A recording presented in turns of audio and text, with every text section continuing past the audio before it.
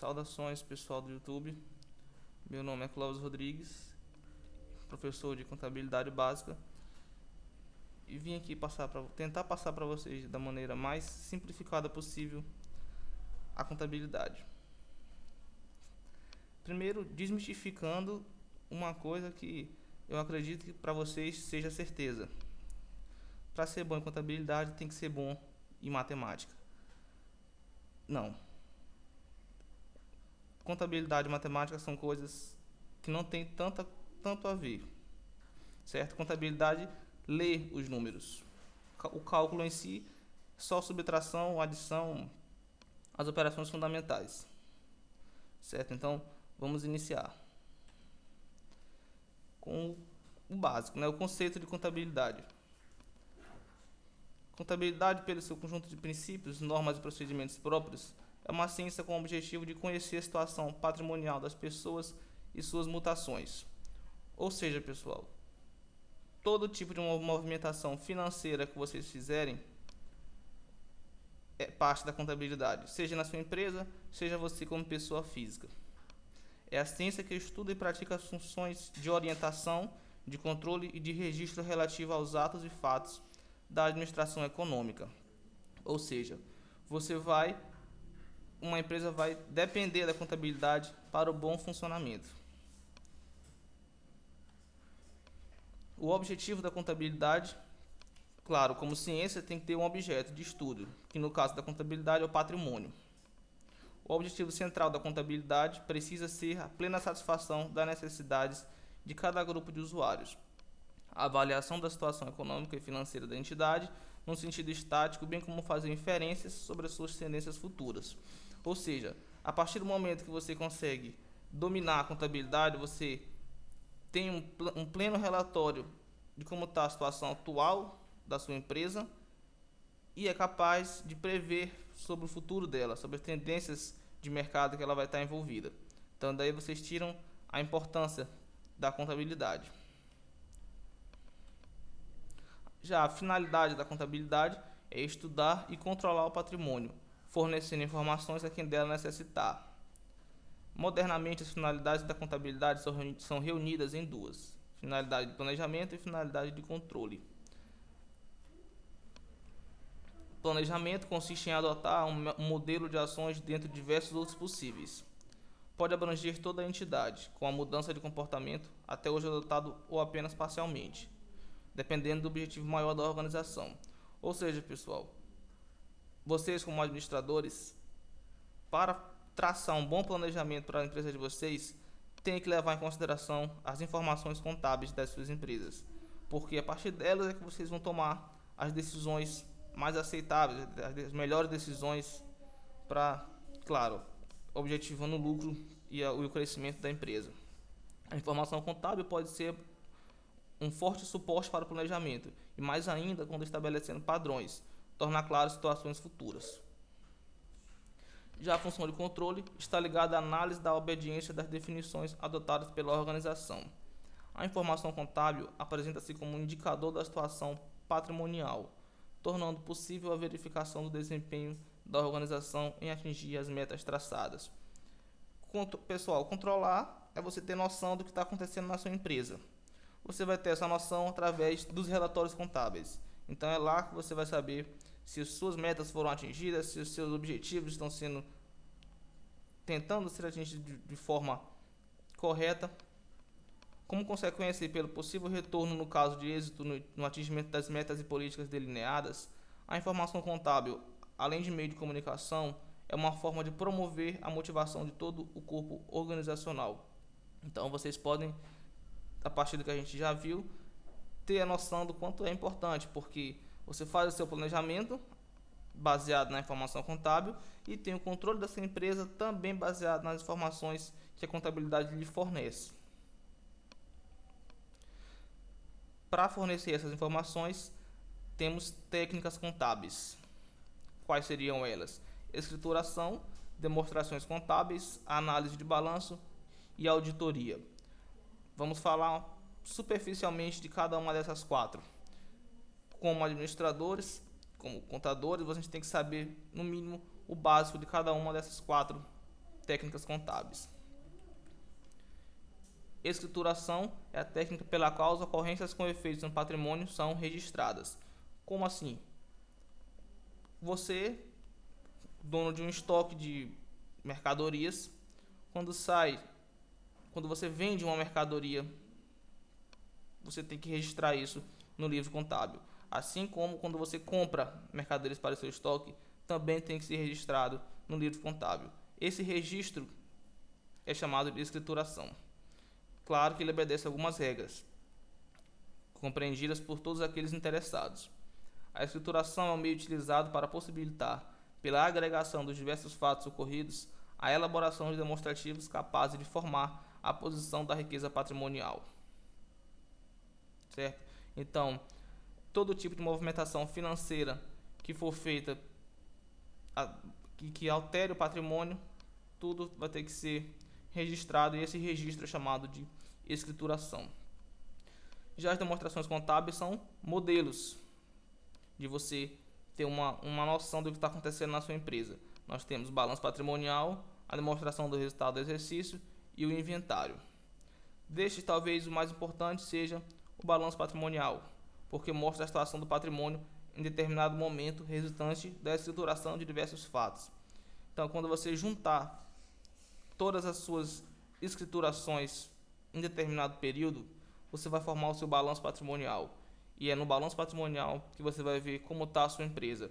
Se ela está tendo prejuízo, se ela está tendo lucro, certo? A demonstração do resultado do exercício também é resultante de diversos fatos, positivos e negativos, escriturados durante um ano, e mostra como a empresa se saiu naquele ano. Já a análise de balanço é a técnica pela qual determina-se a capacidade de pagamento da empresa, o grau de solvência, a evolução da empresa, a estrutura patrimonial e outras. Pela análise de balanço é possível comparar a situação da empresa dentro do setor da qual faz parte. Apresenta quocientes úteis para os interessados na riqueza patrimonial, efetivos e potenciais, auxiliando-os pela relação entre elementos naquele período e pela evolução durante os anos, a interpretar os demonstrativos apresentados. Pessoal, quando você consegue analisar um balanço patrimonial de forma correta, você tem diversos dados. Você sabe se a empresa vale a pena investir na empresa, se você vale a pena comprar ações, se a empresa tem capacidade de pagar suas dívidas, se a empresa tem planos de crescer, enfim. Você consegue traçar vários relatórios com base no balanço patrimonial da empresa. Essa análise do balanço patrimonial da empresa, que te dá várias informações, é chamada análise de balanço, e é fundamental compreender para ter um bom entendimento da contabilidade. Já a auditoria é a técnica pela qual é verificada a qualidade da informação prestada, confirmando ou não se os demonstrativos apresentados representam com fidelidade a situação patrimonial. Pessoal, a auditoria é basicamente você vai ser fiscalizado se você está agindo de forma correta ou não. Se está realmente acontecendo na sua empresa aquilo que você colocou no balanço patrimonial. Lá na auditoria, eles vão comparar o que está acontecendo na realidade com o que você colocou no livro contábil. Campos de atuação da contabilidade. A contabilidade tem um vasto campo de atuação, podendo atuar nas pessoas físicas e nas pessoas jurídicas, com finalidade lucrativa ou não, inclusive as de direito público com a União, Estado, Distrito Federal, municípios e demais. Por seu objeto, o patrimônio, e suas finalidades, é fácil concluir a importância da contabilidade e, como consequência, a amplitude do seu campo de atuação. Galera, a contabilidade está em tudo. Vocês podem ver, está na esfera pública, está na esfera privada, serve para você tanto como pessoa física, quanto você para pessoa jurídica. E quem seriam os interessados nas informações contábeis? Junto a cada organização existe um grupo de pessoas com interesse direto nas informações fornecidas pela contabilidade. Essas pessoas são direta ou potencialmente vinculadas à entidade, indo os seus interesses desde o sentimentalismo até o de retorno de investimentos. Vamos apresentar então alguns dos principais interessados nessas informações. o empregado da empresa, né, pessoal? Lógico, porque ninguém vai querer trabalhar numa empresa que não tem capacidade de pagar, certo? Então, o funcionário da empresa fica preocupado com o seu salário, com as gratificações, com participação nos lucros. É normalmente o responsável pela manutenção da sua família devendo haver, portanto, o esforço pessoal para os bons resultados de sua fonte de renda. O empregado depende da empresa, logo ele é preocupado na situação contábil dela. Sócios e acionistas também são, claro, muito interessados, porque é através do relatório contábil que eles vão saber se estão tendo lucros ou prejuízos. E como sócios e acionistas, talvez isso seja a principal fonte de renda deles. Administradores e responsáveis e outros responsáveis pelas decisões necessitam dessas informações, porque vão tomar decisões baseados nos relatórios que a contabilidade enviar. Fornecedores e emprestadores de dinheiro também têm interesse, porque, claro, ninguém vai emprestar dinheiro para uma pessoa que tem fama de mal pagador, ou para uma pessoa que tem fama de que não vai conseguir pagar quem deve. Por último, o governo. Afinal, grande parte da renda do governo vem de tributos empresariais. Então, o governo fica de olho nas informações contábeis da empresa para que ele possa tributá-la de forma correta. E pessoas em geral. Somos todos interessados nas informações fornecidas pela contabilidade, em sentido amplo, quando potencialmente investidores de recursos ou mesmo de uma forma restrita a do nosso dia a dia, conciliando renda com gastos. Pessoal, no fundo, todos nós somos interessados nas informações contábeis. Seja nós, na nossa própria informação, controlar os nossos gastos, seja na informação de nossas empresas, seja na informação do local onde a gente trabalha. No fundo, todos temos interesses nas informações contábeis. Daí a importância de você ter uma boa noção da contabilidade como um todo. Foi muito falado de patrimônio, mas a gente não deu um conceito, tá?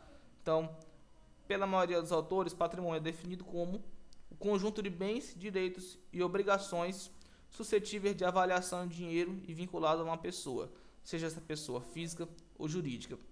Ou seja, tudo que você tiver, tudo que você tem direito a ter e suas obrigações compõem o seu patrimônio. Os bens, os direitos e as obrigações. Os bens, pessoal, são as coisas transformadas pelo homem para a satisfação de suas necessidades e avaliáveis em dinheiro. Podem ser classificados em corpóreos e incorpóreos. Ou seja, tudo que vocês possuem, veículos, dinheiro. Já o direito são decorrentes de operações de crédito onde o favorecido é o patrimônio em análise. Ou seja, é quando o patrimônio em análise tem direito a receber algo de um terceiro. E as obrigações, por dedução lógica, são também decorrentes de operações de crédito tendo como favorecido um terceiro ao patrimônio em análise contra este. Ou seja, é quando o patrimônio em análise deve algo a um terceiro. É uma obrigação, ele vai ter que pagar. Exemplo de contas: bens, mercadorias, dinheiro, veículos, imóveis, máquinas, equipamentos e patentes. Vocês podem verificar que bens de uma empresa é tudo aquilo que ela possui, tudo aquilo que é tangível. Mercadoria, dinheiro, veículos, imóveis, máquinas, equipamentos e patentes. Direito: duplicatas a receber, títulos a receber, outros valores a receber. É aquilo que a empresa ainda não possui, mas tem o direito de possuir. E obrigações: títulos a pagar, duplicatas a pagar, impostos a recolher e salários a pagar. É tudo aquilo que a empresa deve a terceiros. Salários, ela deve para os funcionários, impostos, ela deve para o governo, duplicatas, ela deve para fornecedores, enfim. Tudo aquilo que ela deve entra como obrigação. Os bens e direitos são os elementos positivos na estrutura patrimonial e as obrigações os elementos negativos. O patrimônio é representado pela igualdade entre elementos positivos e negativos, havendo, pois, a necessidade de um equilibrador da equação patrimonial, no caso a situação líquida. Então, pessoal, a equação, e aí é fundamental. Como é que a gente vai demonstrar o nosso balanço patrimonial? Bens mais direitos menos obrigações vai dar igual a tua situação líquida, tá? Então você vai somar o que você tem com o que você tem direito a receber e vai subtrair daquilo que você deve. O que sobrar é a sua situação líquida, certo? É isso, pessoal. Obrigado e até a próxima.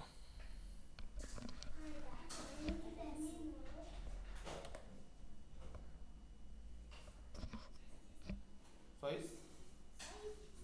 Eu não sei, eu não tenho certeza se ficou muito legal, principalmente no começo.